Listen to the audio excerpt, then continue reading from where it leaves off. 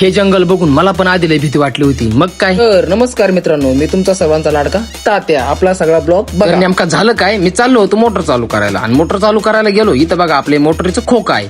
आता म्हणलं विहिरीत पाणी बघा, विहिरीत पण चांगलं पाणी होतं. मग काय मस्त खोक्यावर गेलो आणि त्याच्या आधी पाणी इगलं आणि मग काय खोक्यात लगेच स्टार्टर दाबून दिला 120च्या स्पीडने. काय लगेच मोटर चालू झाली.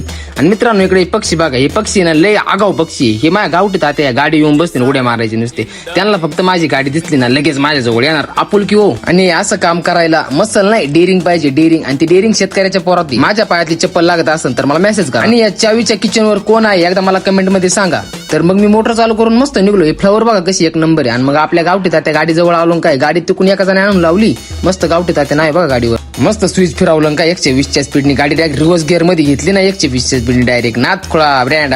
लगेच गाडी डायरेक्ट 120च्या स्पीड डायरेक्ट हायवे लावली. आपली गाडी बघा आता कशी पळते निसती. ड्रिंग ड्रिंग ड्रिंग.